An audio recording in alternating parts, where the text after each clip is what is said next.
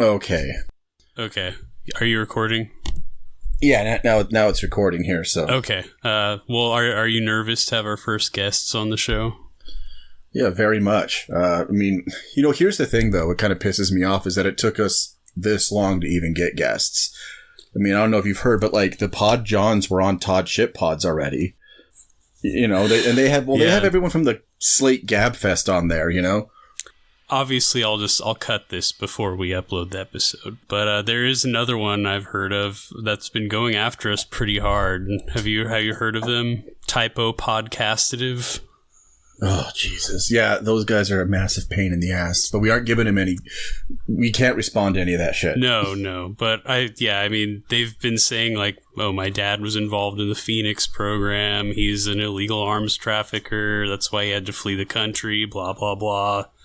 It's like, sure, technically, but I don't see what that has to do with me or the podcast. It's like the money he gave the foundation didn't even come from the arms trafficking. It was completely separate bank accounts. Yeah. I mean, they were saying something about the fact that my parents were like some kind of like American school thing. I don't know. It's like the Mall of America, but like a school, I think it's just a really big school with a bunch of cool stuff there. I'm not really sure. Yeah, exactly. And I mean, that's even weirder. You're going after people. I'm assuming they're teachers or something, They never talked about what they really did. They just kind of said work was work. I mean, they're also just being straight up Islamophobic when they say that, like, oh, the fact that some of the money was bundled from Saudi investors, like that's just so problematic. It's 2023, guys. Come on. Here's the thing. Who's even feeding this to them? Yeah, I mean, shit, I don't know how they found that out. I've done a really good job hiding my identity. No one knows my real name. Exactly. How do these guys know all this stuff? They know who our parents are? I mean, that's weird. Yeah. I mean, here's the thing. That's sus. Obviously, that's sus. Obviously the foundation and everything like that, and I mean, these things go, the foundation, but the foundation's been around way long before us, I mean, it used to be the Good Vibrations Foundation, you know what I mean? They're the ones who, they're the ones who got the handler for the Brian Wilson clone in the 80s. That Eugene guy or whatever his name was. They were the ones who put that stuff in Jim Morrison's stuff to see what would happen if he got fat. And they're the ones who, like, kept doing stuff to keep Janis Joplin homely. And, all these other, they made Brian Jones to test what would happen. Dr. Ishii, he did all that stuff to see what would happen to him.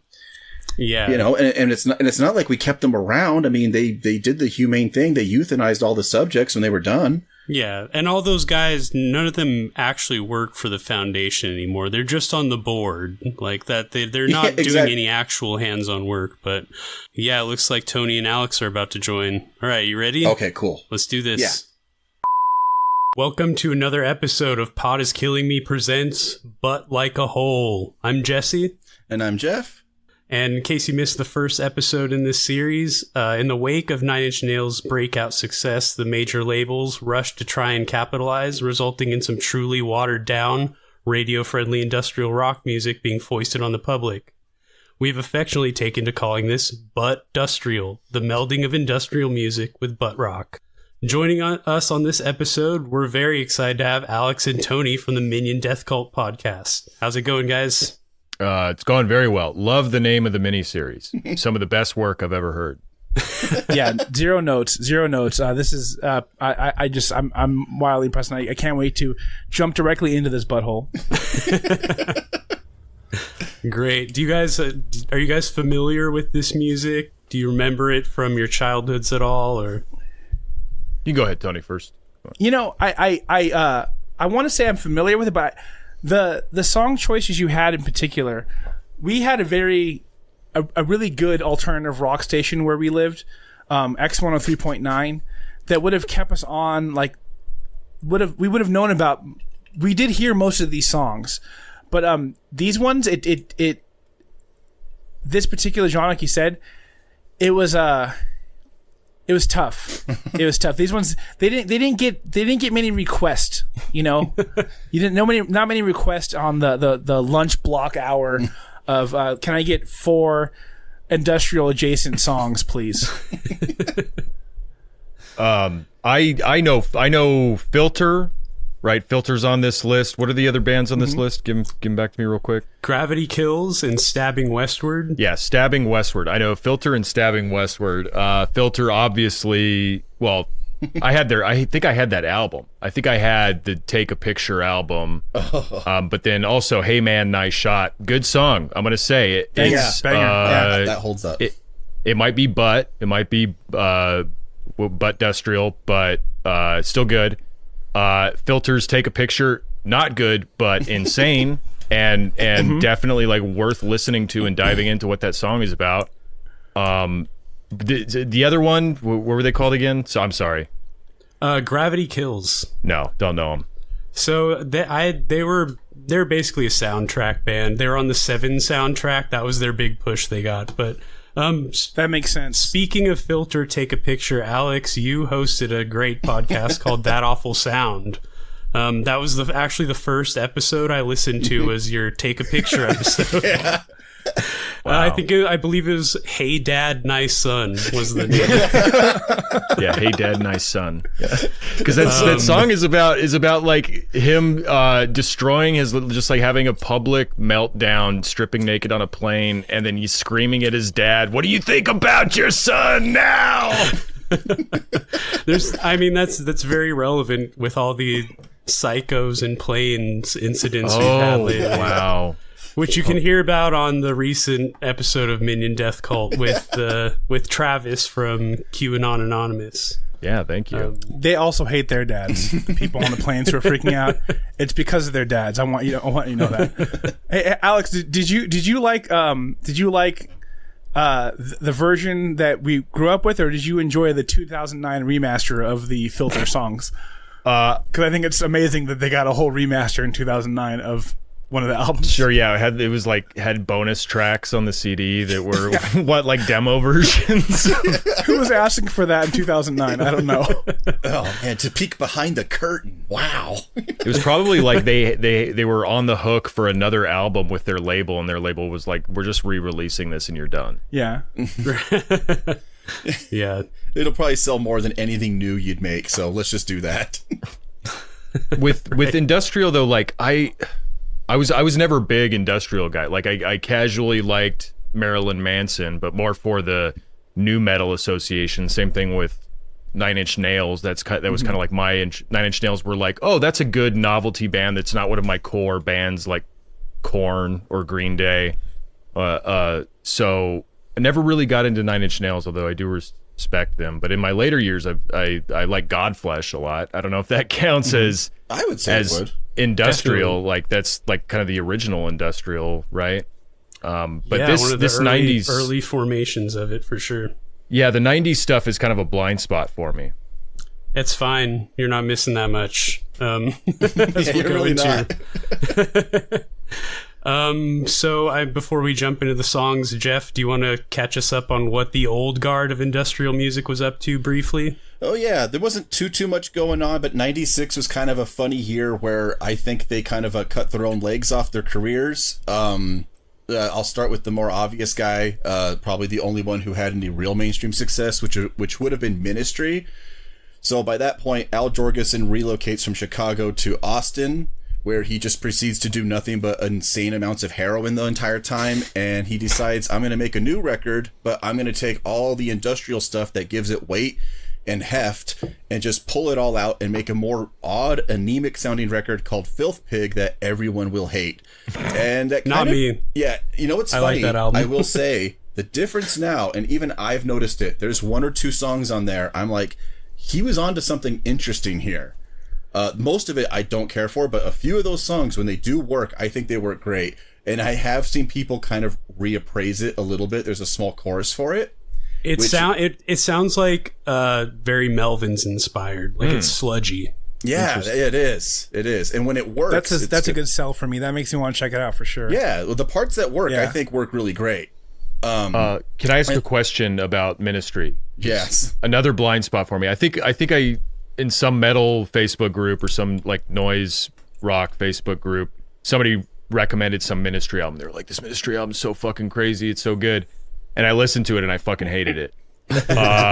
So I don't know anything about Ministry except that one album that I've checked out. I know them by reputation, but it's funny to hear that you said 1996 he felt like he had to shake it up. Are you speculating on that, or was there like an actual effort to be like, I need to do something different? Because that reminds me of like Metallica's efforts to change it up in the 90s, to deliberately manipulate their sound and turn to a more nu metal thing consciously. But with Ministry, it's like, aren't you already what's popular in 1996? Like, aren't you already nu metal kind of that stuff? So I'm just curious about that. It did feel like Al kind of had made references to the idea, I think in a way for him, of being like, Psalm 69 was their record that finally went like platinum.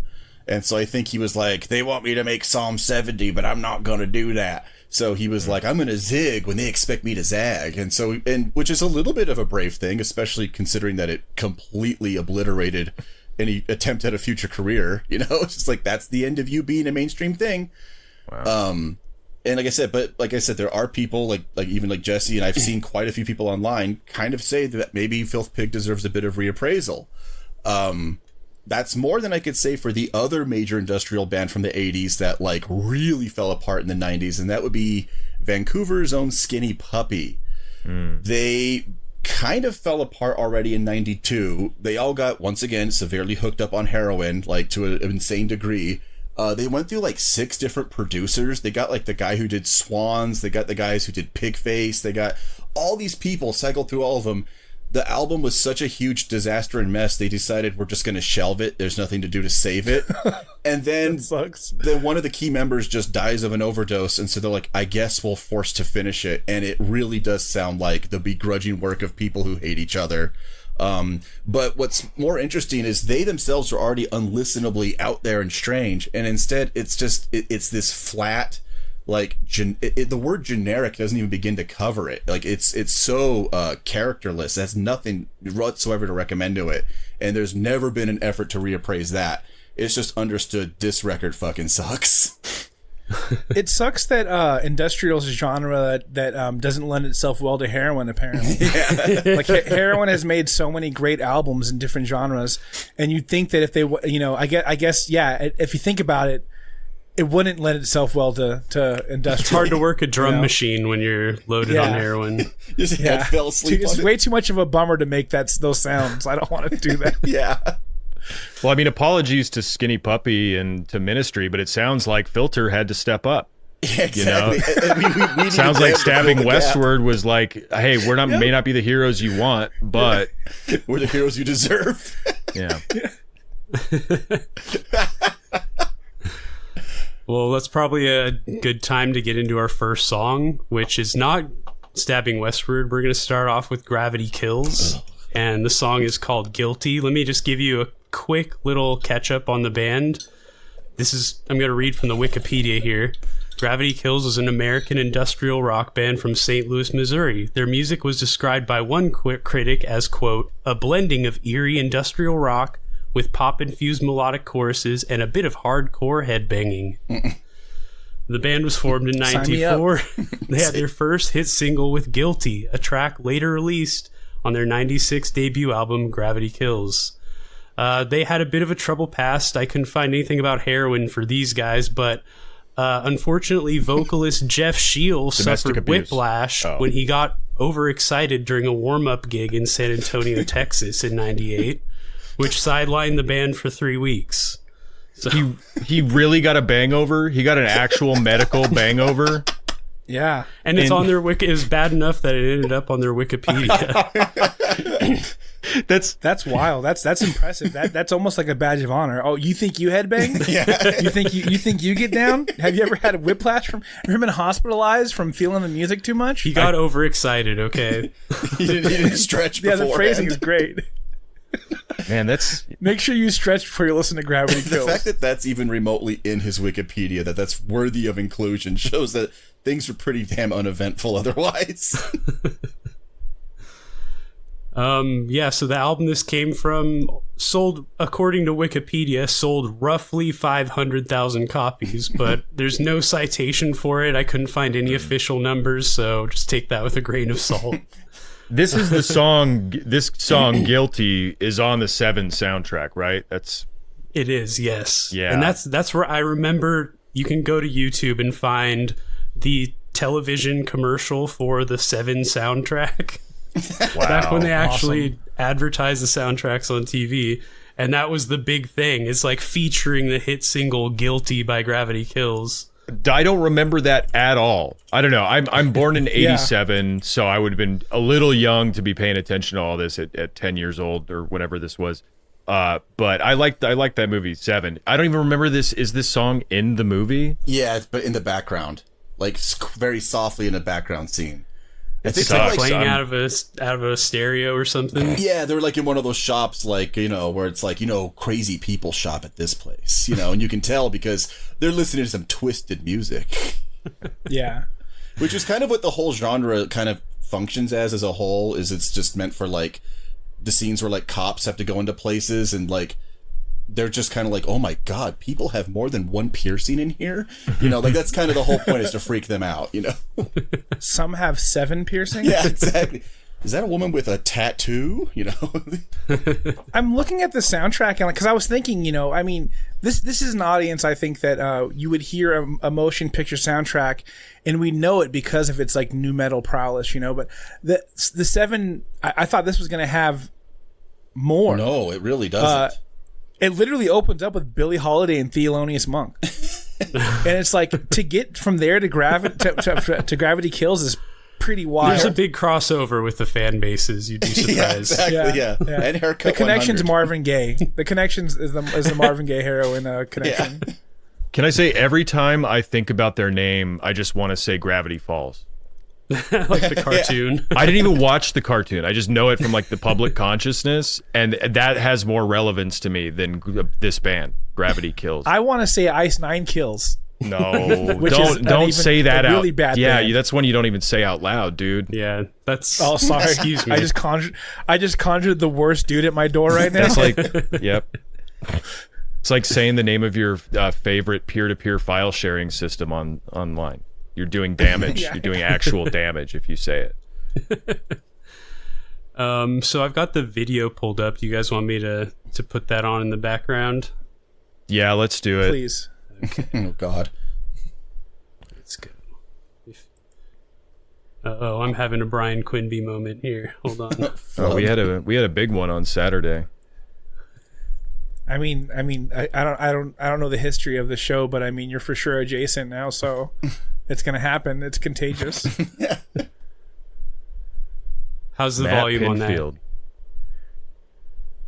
Can you guys hear that? Yeah. Okay. Does he have a lisp? I want to hear the Mortal Kombat one too. I'm gonna listen to that later. Oh, it's fucking great. You notice he sounds kind of bummed. Yeah. They kind of ripped off Nine Inch Nails from their earlier days. Yeah. So right off the bat, you're like, okay. Right off the bat. Yeah. Sorry, go ahead. I was gonna say you get lots of fast cuts, the desaturated color palette, Jacob's Ladder, head wiggling. It's You Wouldn't Steal a Car. It's like the literal song from You Wouldn't Download a Car. Yeah. You just need the guys doing parkour. That's like the energy of this. The energy of this is like an intense song for a car commercial or something. Yeah. Video game loading screen music. Even, you know? This is laser tag music. Yeah. You go to Laser Star and do this, man. I like how he's just constantly hanging from that pipe on the ceiling. He's really like just like a little monkey up there. There he goes. Yeah. That rules though. I remember seeing like videos of like basement shows and people would like hang. I'm like, that's tight. How did they know that pipe was gonna hold them? They didn't even care. I like that we finally get a band where it's like, what if Lars sang? Have, I think, this kind of energy. This scene, what's with this? The guy in the Speedo putting on the jacket just out of nowhere. Well, it has something to do with his guilt, I guess. Was that guilty of? I mean, call the fashion police. Like he's guilty. Yeah, he really does look like Lars or Giovanni Ribisi behind the old-fashioned bowling rock mic. The lyrics in this are great. He sings like he can't open his mouth. Like his teeth have to touch the whole time. 1, 2, 3. He's pissed. I love it. Go ahead. Oh, I like how they didn't even actually do it. Like, they didn't actually lick the eyeball. But right after that, he bites the fake eyelash off her eye. That's something. That's pretty nice. Not bad. That's kind of the genre in a nutshell. Not really going too far. Wait, is this person guilty of... What are they guilty of now? There's like a dead body with writing on the bottom of the feet, I think. That's weird. Yeah, no, he's guilty of the 7 murder, like being a creep, like Kevin Spacey in 7, but instead of writing in journals, he writes on her feet. Like writes all of his demented plans for civilization on the soles of her tootsies. The lyrics are vague enough it could be a Q drop. Oh, yeah. Yeah. And he's admitting his guilt. Yeah. Yeah, this shit sucks, man. It really does. It's just you should listen to the whole album. Oh, it's awful. I think this is the one where it's like the structure of it is they go into the chorus and it's really heavy and then it drops out immediately. Isn't that how the chorus of this one goes? I guess maybe we can hear it if they. I think a couple of these songs. It just like instantly craters its energy intentionally. It's so funny. Yeah. Yep. Just skids to a halt. Reminds me of when Beavis and Butthead watched Filter's Hey Man Nice Shot video and they fell asleep during the song until the chorus. And then when the chorus would end, they'd fall back asleep. Right there, like it drops. Like the energy just falls out the ass like a fucking, what do you call it? Hemorrhoid. Yeah, like imagine trying to mosh to that. Everyone's stopping for a second and then coming so back. Foolish, yeah. Well, probably that's why. Probably how he the accidental loser. That's how he got overexcited. He had to keep up the energy himself. Yeah. And it's like the last time too. Like that's like the last hook he does that on. That's bad. They should have doubled down, but they did the opposite. Yep. You always take it and up they probably a thought notch. to themselves, they were like, no one's going to expect us to do the bad thing, the thing that sucks, but we're going to do the thing that sucks. Well, they got to keep you off balance, man. You know it was real industrial because there were maggots in the video. Yes. Yeah. Yep. God, it was one of the like Nine Inch Nails videos themselves, while being actually quite interesting, did inspire some of the worst trends in music videos. Yeah. It really did. I'll get this one queued up, the Stabbing Westward video, just for now. But let me pause that. We're not ready for this yet. It's too much. Oh no. Sorry, guys. Okay, there we go. Back on track here. So what's the verdict? You guys, are you ready to check out the Gravity Kills self-titled album, or are you skipping it? I might have the stomach for a couple more Gravity Kills songs, like in my spare time if I'm feeling funky. That's about it. Maybe ironically, I could listen to a couple more. You should definitely check out Goodbye from the Mortal Kombat soundtrack. Oh yeah, that is the one. I will. I swear it. Yeah, put a pin in that. It's almost like the same type of lyrics, just there's nothing going on. He's just sort of like saying things that are opposite from each other. Okay. Doing basic math. Yeah. One in, one makes like. What did that have anything to do with the song at all? Like, what are you like? Are you guilty of 3 crimes? Is that what you're saying? It just rhymed with me. Like, if you did a keyword search in those lyrics, I bet the word "me" would come up probably like 8 times. So somewhere around then, you know. So you got to find a lot of other E sounding things, and 1 and 1 and 1 is 3. There you go, right there. Killing you, this is a band who like. The only problem is that they're an actual band. If this was like a band that was in the background of a movie and that was a song they were playing, I bet they did a great job writing a song. Yeah, if this was Defiler, if it's strictly from the soundtrack music, strictly soundtrack music, jingles perhaps, like then they're nailing it. But anything beyond that, it's just like, oh man, because the song never went anywhere. Because it starts with it kind of starts with the heavy part and it never goes anywhere until, like you said, like, it falls out at the end, and not in a cool way. No. Just like an empty way. Yeah, this is great commercial music, and that's it. Yeah, I said the beat kind of sounds like an ad for a Bally Total Fitness commercial from like 1997. Totally. Yeah. Absolutely. Yeah, well, you're guilty of eating too many carbs. Yep. 1 and 1 and 1 is 3. Get your first month free. Yeah, exactly. So I found a couple funny YouTube comments. This is sort of this is something that you did on That Awful Sound, Alex, that was always a great part of the show. I found a couple funny ones I'd like to read very quickly. White Wolf W. Brown 6313 6 years ago. This is kind of a long one. He says, I was at a cafe late night with some friends trying to be cool, going through an emotional meltdown scene inwardly, acting like everything was fine. We've all been there. The object of my meltdown strolled over to my table, dropped a few lines from this song on me, and left. Which lines? I was... Yeah, what lines? Just said 1 and 1 and 1 makes 3, and then left. Yeah. It was just the waitress giving them their bill. Yeah. So 1 and 1 makes 3. I was so paralyzed it took me a few minutes to figure out what he just said. Where I heard the words strung together in a sentence. I was trying to grasp the gravity of the situation, LOL. Yep. Yeah, you were. A few days later, another friend showed up and dropped this tape off mysteriously. My world was so cracked then. You're living in inherent vice. Are you sure you even want to know why he used Gravity Falls lyrics? Are you sure you want to go down this road?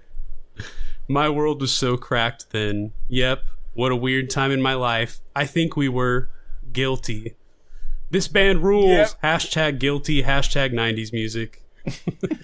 Wow. That comment could have just been like, I swear I used to be interesting one time. Yeah. Something interesting. I know I'm making up once. the story, but I swear I used to be this interesting to where my life was so charmed that these things would happen. It was so epic. The signs were everywhere. Like, that only happens if you and your boyfriend are both Gravity Falls fanatics, right? Like, I just love that. I don't know. I love that she's sharing this story as if like it's relevant to anyone else. I don't know. Yeah, that's... And like he's like, what possible lyrics could they have... What possible lyrics could it have been? And also, if you're that big of a fan, you're not dropping lyrics from this song. You got a deep cut ready. Yeah, right, exactly. What a weird middle ground to like pretend to be on. Yeah, definitely a story that did not happen whatsoever. Debunked. Yeah, we actually proved it wrong. Yep. Do you think the person, the object of their like, you know, being so upset, do you think they knew that they were part of it? I mean, yeah, I think they knew there was a Gravity Falls fan they were dealing with. Yeah, and true. They decided to this is so a little sprinkle on top of that meltdown. I love that. That's how serious it was. That's how serious of a situation it was that it called for Gravity Kills lyrics. So yeah, I think he knew. Dean Ramey 8071 2 years ago said, I used to huff gasoline and listen to the whole album. Pretty cool shit. No, that is how you make a good industrial album. Yes, exactly. Yes. That's the way. Yeah, he's even got like actual industrial fuel for it.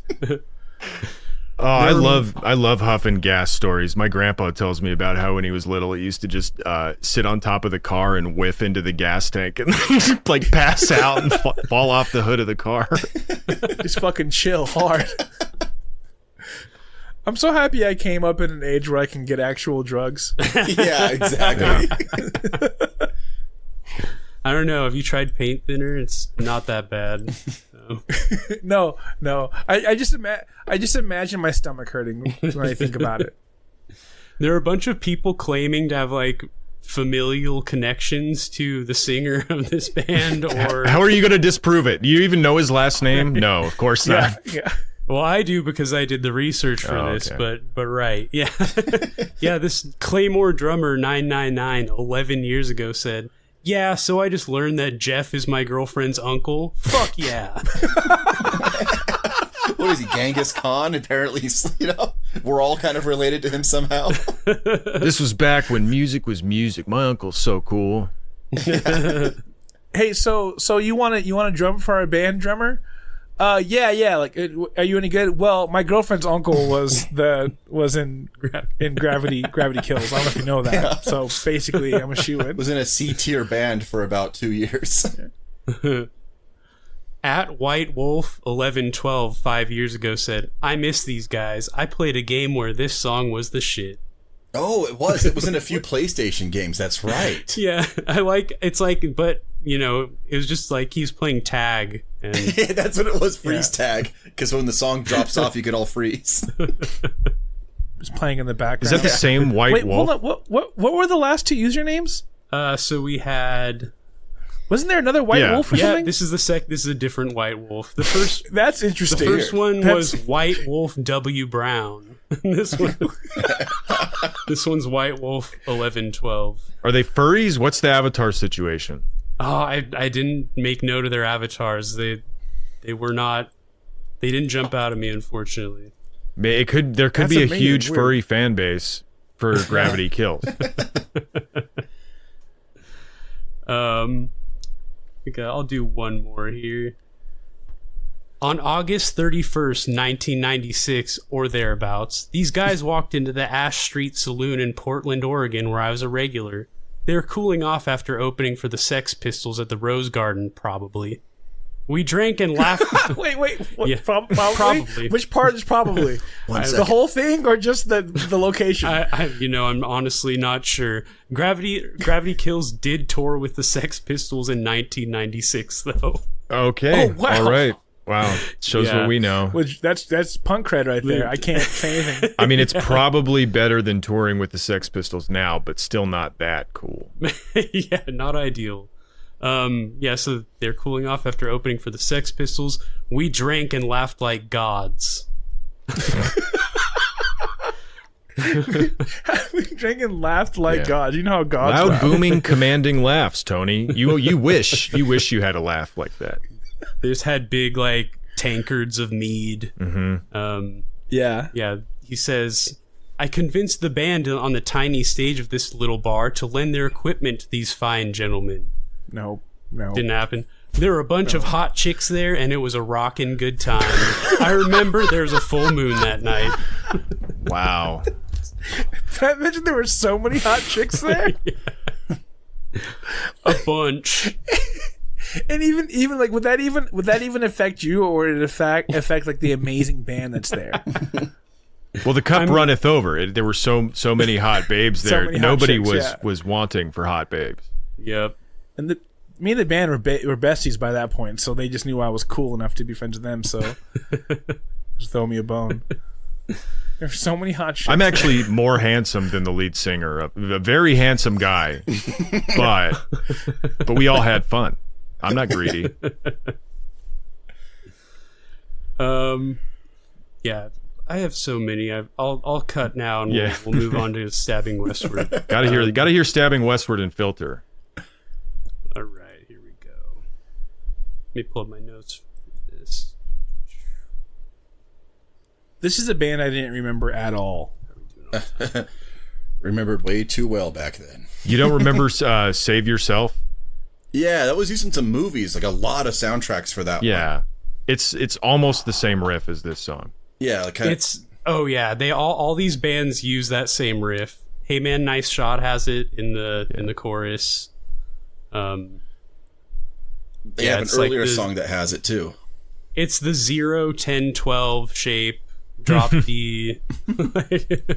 They all do that. So Stabbing Westward is an American industrial rock band formed by Christopher Hall and Walter Flakus in 1985 in Macomb, Illinois. Yeah. What? I could not find any citation for that, and I was watching a little mini documentary. Apparently, there are also claims that the band started in 1981. Wow, so they're like wild. They're like a lit kind of, in that they started way, way, way back in the 80s. Who's, god damn it, who's the band that did like Iris for Goo Goo Dolls. Goo Goo Dolls. Goo Goo Dolls. Sorry, I just total mind fart on them. But yeah, they've been around since like the 80s as well. Like there's these weird bands that were around for like 10 years before they actually popped in the 90s. Yeah, Stabbing Westward does not have any recordings from then, though. So Nothing. I feel like it's cap. Yeah, Stabbing Westward doesn't have a release on, was it Metal Lord Records? Yeah, Metal Blade. Like Goo Goo Dolls does. Metal Blade Records like Goo Goo Dolls does. Like apparently they're like very legitimately connected to like they used to play with just they play with Integrity. Yeah, they played with like There's hardcore Goo Goo Dolls bands. Integrity flyers out there. Supposedly they were like a hardcore metal adjacent band. I still haven't listened to those Metal Blade records. I should. I don't know why I haven't. Yeah, I've only heard tale of them, which rules. So these guys were a little more popular than Gravity Kills. This album actually went gold, and they had 2 singles that charted from this. This is more of the up-tempo, more butt-dustrial sounding one, more of the Nine Inch Nails, obviously ripping off Nine Inch Nails. And actually in 97, Trent Reznor himself was asked by Spin Magazine about the success of these bands, and it's kind of funny. The interviewer asks, "How about these one-hit wonder bands like Stabbing Westward and Gravity Kills? Do you feel responsible for them?" And Trent says, "I look at it in terms of the music industry follow the leader approach. Okay, Nirvana's big, so let's sign every band that sounds like them. I'm sure after Nine Inch Nails had success, other labels asked, what sounds like them? Do I think Stabbing Westward and Gravity were part of that? Yeah, I do. Were they ripping me off? Yeah." Long wind up, but I appreciate it. Yeah, I thought he was going to be diplomatic there at first, but yeah, totally. I do like a huge lead up to being very blunt. Yeah. All right, so I'll get this video started here. Oh, I keep forgetting I've got to go into this tab. It's funny. I was literally listening to Trap Them earlier today. Oh, hell yeah. Awesome band.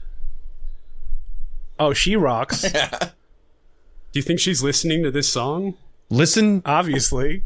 Listen to this riff as like a space rock song. Like picture this is like Hum or Failure playing this, and it's almost good. Do you say Hum or Failure? Yeah, like that riff. Imagine it's a space rock band like Hum or Failure playing it, and it's almost good. You can almost hear it. It needs to be like a little slower, but yeah, an actually good song around it. Yeah. So we've got, it's like there's a thriller film within this music video. Who is that guy? Is that guy, what's his name from Terminator 2? The kid.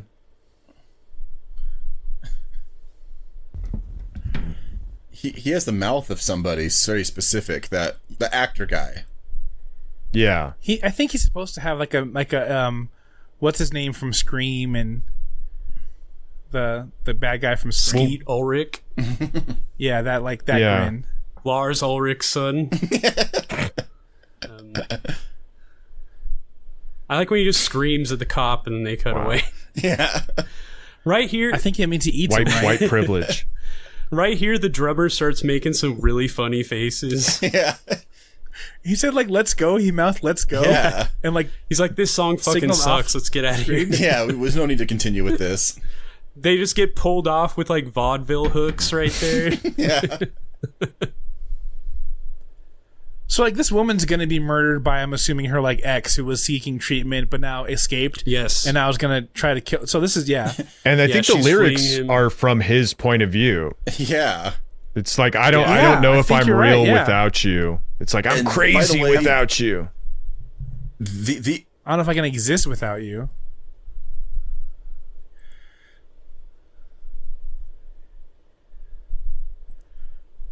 Yeah, I don't think this would have hit for me. Maybe it might have been close, but not. I don't know. It never gets there for me. This song.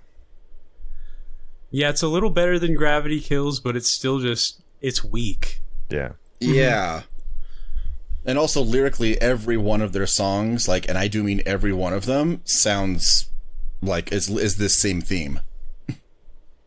Yeah. Oh, that's healthy. Yeah, I feel like every Stabbing Westward song and album literally should have. Like, that's basically where like pickup artists could have like given like coupons free inside those CD booklets. Yeah. He looks. Yes, I wonder where this guy's at now. Like where he's at, on the political outlook right now. You think he still hates women like a lot? Yeah, He looks like Clea Duvall. I like how so the rest of the band is now watching the film we've been watching, and he's Yeah. all alone, just rocking out. He's the only one who's into the music. This is like the most They're interesting. watching it in 3D, by 3D glasses on, and the girl just ran into the room. Also- so it's very 3D. also the bad guy actor or whatever kind of has a Brian Thompson kind of face thing going sometimes.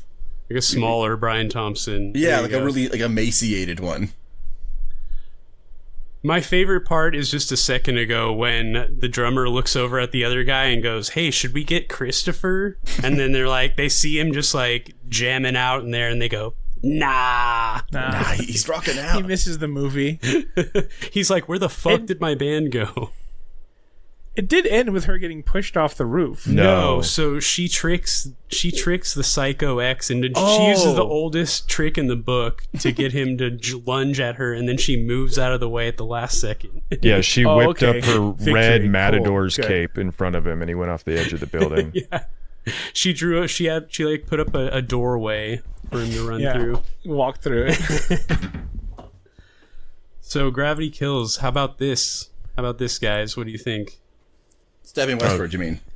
Sorry, yeah. I think that says everything, Exactly. actually, in a way. It just seems like, a cheap attempt at Save Yourself, which was the obviously better song. Why bother trying to ape it with this one when you really can't ever push me to that climax that I need? Yeah, it was for sure just like lacking. It never really went anywhere. And that's the problem with these songs is you can't start as heavy as you're gonna get. It's a good point. Like you just can't. You gotta level it up somewhere, and that just never happened. And this could have been also like a minute shorter because you didn't need to like repeat all it of these. 4 or 5 times. Also, I would say like all of these songs, both of them, and actually all of them in this thing. It's funny, their connection to industrial to me kind of reminds me of about 10 years ago when every movie for some reason had the option to pay more money to have the tickets in 3D. Despite the fact it wasn't a 3D movie, they just kind of splashed a couple of effects over it. And that's kind of what they did with Industrial. It was just a butt rock song. And they were like, well, what if we splash a little on this? And it's like, so that way we don't have to put you next to Tonic in the music aisle. We can put you over here, You kind of keep your niche. Yeah, it really was kind We of. have some electric drums. It did sound kind We of. have some electric drums. Yeah. Yeah. It's like it's elevating it. Yeah, apparently, yeah. That's like trying to give its value add, Yeah, it was just kind of a crunchier grunge song. Yeah, exactly. It doesn't feel industrial remotely to me whatsoever. It's just kind of like it's very surface to any connection to it whatsoever. Like none of these songs even feel like they have any electronics really even attached. They're not electronic songs with rock. They're just rock songs with a little hint sprinkled on top. Yeah, you see the guy with the keyboard in the video, but you're like, where the fuck is the keyboard in this song? Yeah. And it's like it's also not like melodic or angsty enough to be anything else good. And it's not industrial enough. It doesn't have enough electronic stuff going on to be that. It just is this like boring middle ground that just does nothing. Yeah. All of this shit is just middle of the road. Like that's exactly what it is. I have some YouTube comments from this that are kind of funny. Not as good as Gravity Kills, unfortunately. We don't have anyone claiming to like be related to the band members, but Which was like the least. That was like the more likely claim at the end. Just a bunch of those like shows. I believe. What is that show they have where people get their DNA test like Barack Obama does, and like Bernie Sanders does. And it's like, you're related to Larry David, but it's just a bunch of people like finding out they're related to the singer of Gravity Kills. And it's just, are you related to Jeff Gill? And I don't think they should be held responsible for that. It's not. They not something you can help. It's not their fault. Yeah. They can't be They're held responsible. They're for reparations to this community. Yeah. What more? Exactly. What more can they do? Not their fault. It was a long time ago. Yeah, so 4 years ago, Sharon Bunratty said, Stabbing Westward is the perfect combo of power bass, slightly mentally disturbed lyrics, and a frontman with the voice of a modern fallen angel. Whoa. Dark, disturbed, yet seeking. That is the feeling one has when listening to this band. And they just don't make them like this anymore. And good for you. I'm so happy for you. You can listen to Stabbing Westward. It's like dark, yet seeking. That's great. It's great to have a band like that you feel that way about. I also like that it's a modern fallen angel. To be moved by that voice. Yeah. Yeah. There's nothing special about that voice like at all. No. It wasn't like beautiful. Like I don't think he had range or anything.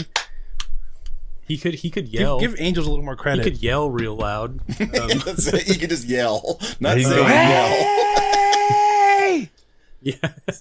Power bass. Power The bass. perfect combination. That's one of my favorite genres. Power bass. Power bass. Yeah. And it's like not what you think it is. It's not like drum and bass, anything like that. It's just like somebody with a really prominent bassist in the band, where they were kind of a big deal in the band. Korn follows under power bass. Power bass. Red Hot Chili Peppers. Power Bass, absolutely power bass.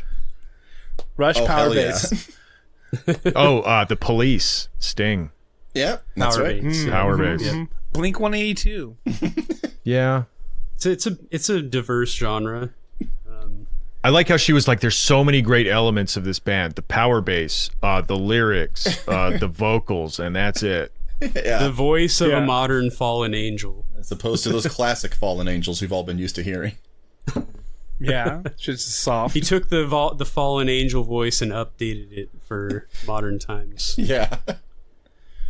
So RBKN 8068 3 years ago said, I'm 56 years old and have a rocker's soul. Been listening to it all my life. I always say songs which change from one level of ferocity to another have a great rocking spirit. Hell yeah, dude. This is one of them. He's like independently developing like wall of sound or like dynamic, using dynamics and shit. Like he's like in the forest creating an alternative science. Pretty cool. He continues. Rocking soul. But he's a rockin' soul. He continues, since I'm this age, is it normal for me to listen to jams like this? I think it is. It means my soul is still young. Okay, this went from wholesome to absolutely cringe. This is like he's like hunting. He's farming for affection and appreciation now. Don't give it to him, please. Because it's like I hate to tell you this, bro, but actually, you were the perfect demographic for the song when it came out. I was just gonna say, if like the fact that I still like to listen to a song I remember from when I was young, does that make me young? It's like really not what you think it means. Some people think it should be illegal for me to listen to the same album for 30 years. Not me, though. I know this is like this new contemporary rock stuff in the year, was it 2020? It was like 3 years ago, you said? 4 years ago? 3 years ago. Yeah. I know this is like new contemporary music, and I'm an old person, 56 years old. But I kind of like it. I get it. Dog, you know this guy, like, this guy owned gas station flame glasses the year this song came out. Oh, man. Yep. The gas station black flies. Mm-hmm. Yeah. Or maybe black flies. He might have been down. He might have been actually down. This is a pretty recent one, just 13 hours ago. Like the movie. Very. Jay Haber 1609 said, "We don't search for old songs. We search for old memories." So true. Wow. Damn. Wow. There's a lot of seekers in these comments. Maybe I need to approach this with more reverence than I was before. This is a good group. I figure that people have memories attached to this song. Here's an obligatory tragic one. D Plaster Master 8215 4 years ago edited says, "These guys got me through my teen years in the 90s, and here it is 2019, and my dad passed away Christmas morning by my side, so back they come to help some more." Man. Damn. Damn. When you lose a family member, you gotta reach for that Gravity Kills. That's fucking Stabbing Westward. Jesus Christ, I can't even keep these bands straight. It's perfect though, because it's like, think if you, I don't know, left that comment under a Doja Cat video or under a Ice Spice video right now, nobody would ever see it.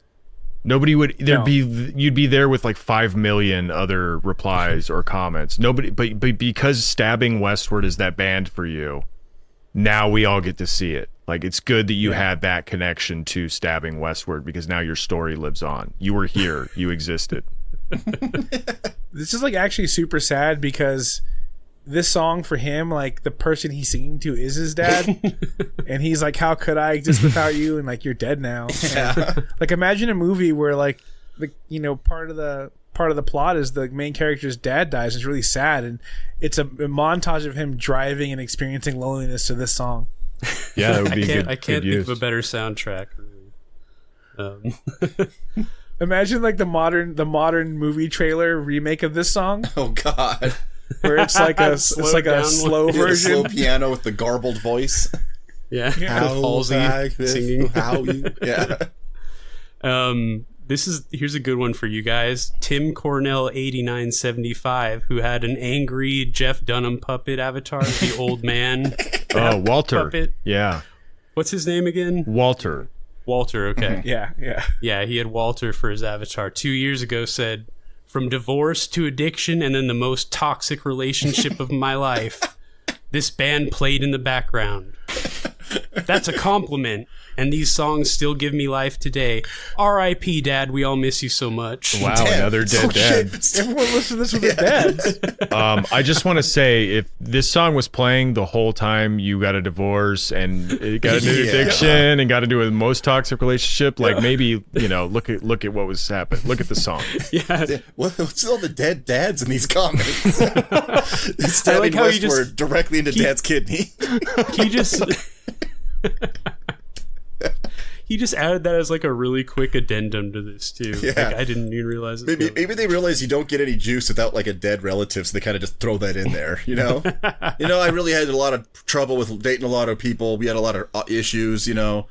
Also, my dad died. Just like just throw it in at the last second. I don't know, if you're a parent out there, you should put like child lock on the Stabbing Westward. Yeah, I don't know if you should be letting your son or daughter. If I get my hands on a time machine, I'm going to go back in time and make sure that me and my dad listen to Stabbing Westward together, because then maybe we would still be friends. If I could just send him a Stabbing Westward song right now, God, I thought you were we'd probably mend everything. For a second, I didn't know where this is going. I thought you were going to suggest that you listen to it together so you can kill your grandfather. So I can kill my grandfather. Yeah, exactly. Hey, Dad, you want to be sad to the song with me? Yeah. I've got 2 comments that are sort of related, and then we can move on to the next song. Kargmeister 11 years ago said, "The beat of this song gives me chills when I play it in my truck. I have a total sound package, and it sounds amazing. I love this song so much." Fuck yeah. Yeah, dog. No, 10 years... Oh, go ahead, Alex. I was just going to say, I actually am considering upgrading the sound system in my car, because my car's paid off. It seems to be doing well. I get it like regularly serviced and shit, and I have a CD player in my car, and I have a bunch of CDs. So I'm like, why not? I don't have a car note. Why not put like $500 into the stereo system of this bad boy? Get some upgraded speakers. And one of my friends, she was like, what do you mean upgraded speakers? And I was like, I have no idea actually. Like, I'm assuming they make better speakers than the ones that came in the car, and I'm gonna hopefully replace those, and then it's gonna make Oceanic sound even cooler. Hell yeah. Yeah. It's a great album. I completely back that. Like, I think that's the mentality I grew up with. with like even my last car was not a modern car, but I really didn't care because it did have an awesome sound system. Growing up, that's all you need is a modern sound system. And I think that hey, Alex, I'm just saying I think you should at least go 700. Oh, okay. My parents always went crazy expensive on car stereos on the oldest piece of shit cars ever imagined. Yeah. Like old Comets that would break down regularly on the side of the road. And we always joked, we're like, our stereo is worth twice what the car is. But they didn't care. And it sounded as great. long as it sounded good. So, yeah, we always had loud ass fucking music in there. So, 100% could not have to vouch for it. That's the best thing you could have. Well, so as sort of a little follow-up possibly to that last one, Gray Cloud Racing 66, 10 years ago, said, Wither Blister Burn and Peel, which is the album this came off of, and parts of Darkest Days are almost a biography of my first marriage and the subsequent divorce. Yep. I was so wrapped up in the relationship that when it ended, I didn't want to go on. The closest I got was playing chicken with semi-trucks. Do you think any of the one of the trucks might have been that last dude, and he was playing this in his truck? Yeah, his truck. Yeah. And they were both playing it, and then like they would that's what would happen is like they would be playing it, and they would get in the act, but they would both survive, and they would hate each other because they basically try to kill each other. But then they would find out they were both listening to the same Stabbing Westward song. They would not and feel that so they loved. could love each other and stop hating their ex-wife so much. There's a lot of divorce in this comment section. I feel like they could use the chorus riff of this as like background music or intro music for like Tom Likas. Totally. Yeah, and then he'd just be out there, saying all the awful heinous shit he says.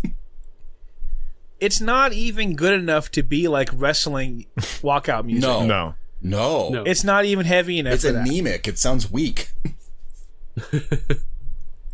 Yeah, the Typo Negative, actually, they had a song they made for a wrestler. Mm-hmm.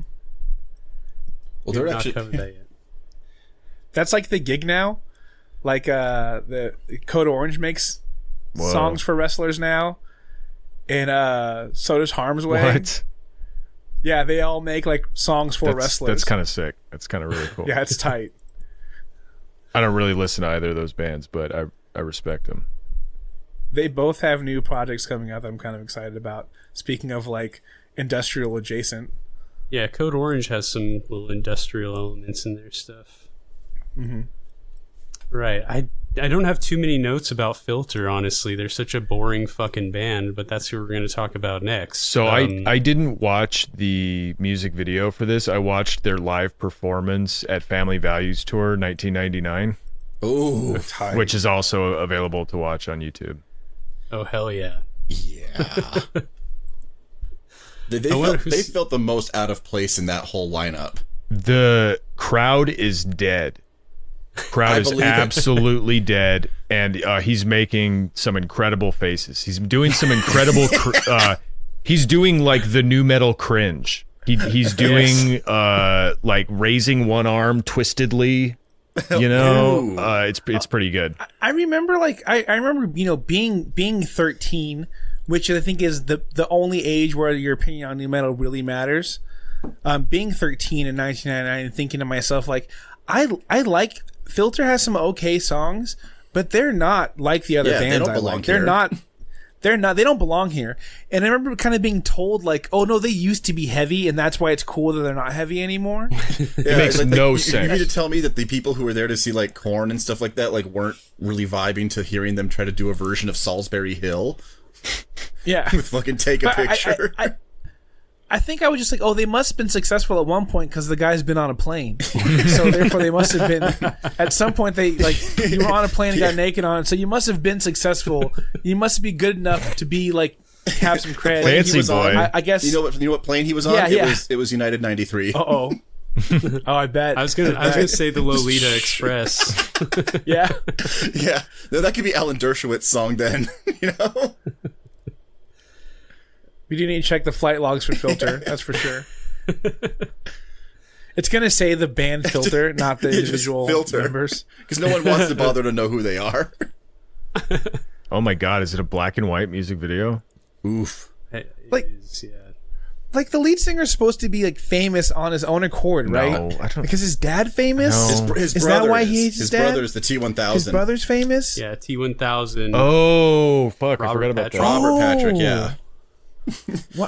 Wow. Okay, that's pretty sick. And Richard Patrick from Filter was in Nine Inch Nails. He was like a touring member at one point. That's probably what it was. I probably read in like Hit Parade that like former Nine Inch Nails members, and I was like, oh, they're cool. Yeah, then. he They is must the be closest cool. thing to having, quote, like any kind of like actual credibility, I guess, just because of having been in Nine Inch Nails. Really? And then, but I think they're the only band to actually have a legit decent song with Hey Man, Nice Shot. Yeah. But it doesn't speak for the rest of this at all. And this comes from the Crow City of Angels soundtrack, by the way. Yeah. This Is that the sequel? Yeah. Yes. Yep. Oh, bad vibes. Yeah. Yep. Oh, the whole soundtrack is bad vibes. Oh my god. Yeah, they got Bush to cover Joy Division on that one. There's a Bush Joy Division Yeah, cover? In a Lonely Place. What song do they do? Oh my And god! it's so just weird. bafflingly strange. Like, it doesn't work. It doesn't not yeah. like, it's just, what is this? I hate that I'm going to go listen. Yeah, to that. I hate that. truly, that's it's gonna not happen. what you imagine, but it's like you're just sitting there just going like, I don't get it. That's all you're gonna say when it happens. You're gonna go, I don't get it.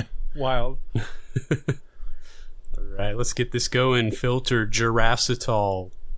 The fuck kind of name is that? Is that a thing? Is that a real word? I don't know. No. Is that like some old timey drug? Maybe? Someone in the comments was saying it's a combination of Jurassic period and Tylenol. Yeah, Like, okay. sounds about right. His face Look at is so his funny fucking looking. face. His beady eyes.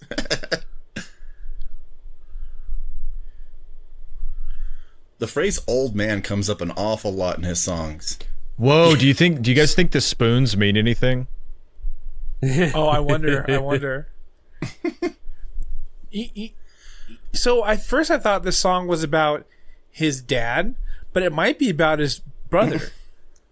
Maybe. It kind of sounds like he's bitter at somebody for loaning him money is what the whole song sounds like. He's like, why? I know you lent me that money, but I still did the Then it would stuff. probably be about Trent That's what Reznor, the whole thing feels like. which he does have a lot of songs about him, apparently. Yeah. Some more mentally unstable imagery. You get that a lot in these 90s videos. Yeah, like, we're out there, man. We're twisted toys. This is so close to Hey Man, Nice Shot, too. Like, just Yeah. structurally. Like, Yeah. Yeah, it's like they intentionally made Hey Man, Nice Shot worse so that it was a different Yeah. song.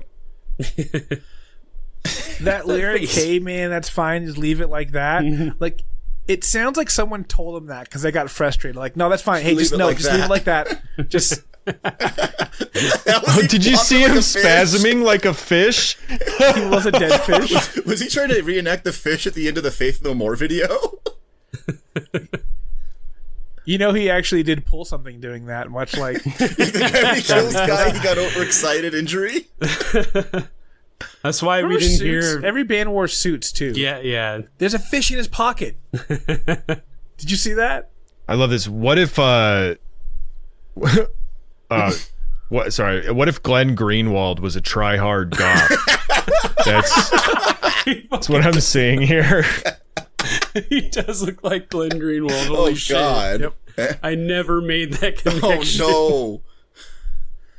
I'm not your boy. Thankfully, I don't feel like that doesn't ruin the esteem of either in my mind.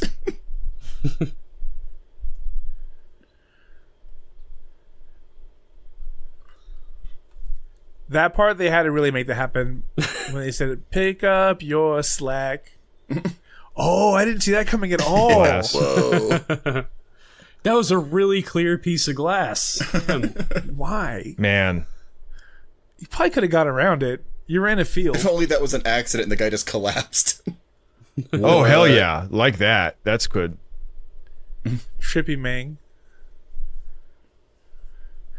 Another, like, this is obviously an industrial video. There's dead fish, skulls, slime. Old men in suits for some reason. Things being projected on holes in bodies. Yeah. I'm not your boy. God. Oh, his voice is wonderful. Can't you just hear it all day? Yeah. It's the sound you make when you stub your toe really bad. Yeah. It might be broken. Yeah. It's almost like Sam Kinison screaming, honestly.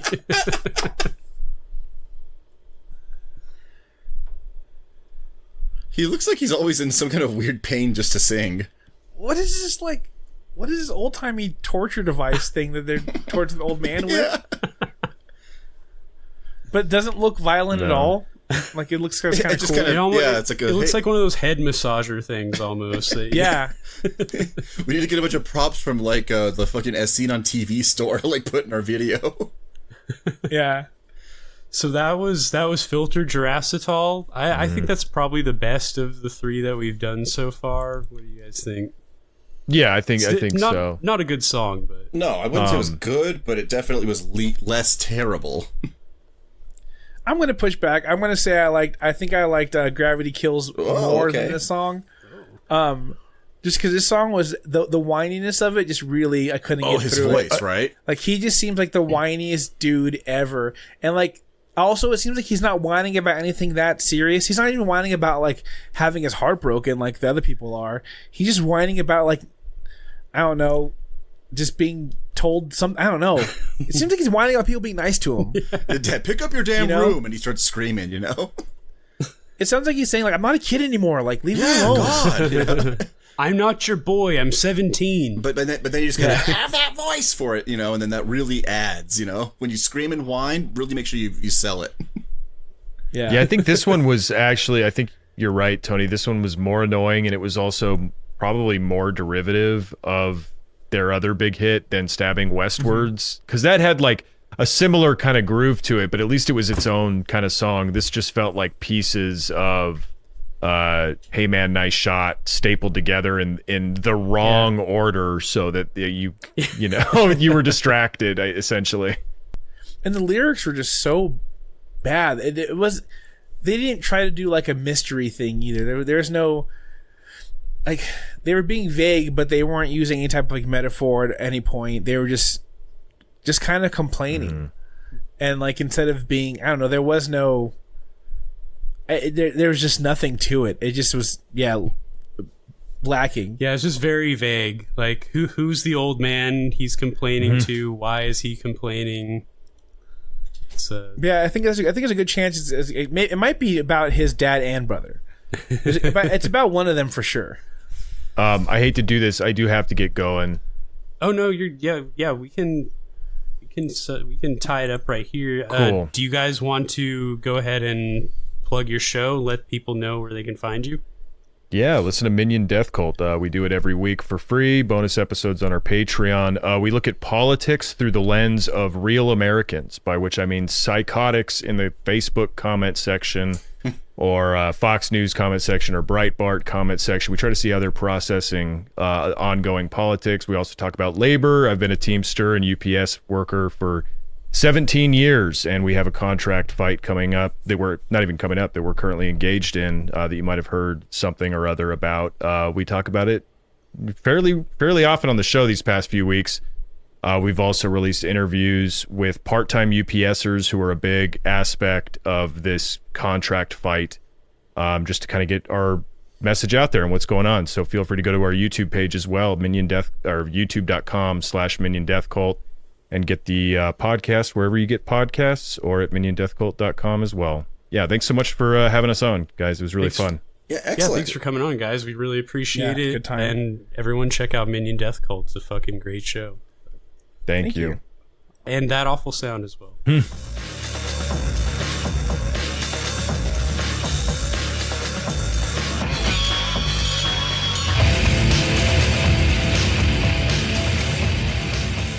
All right.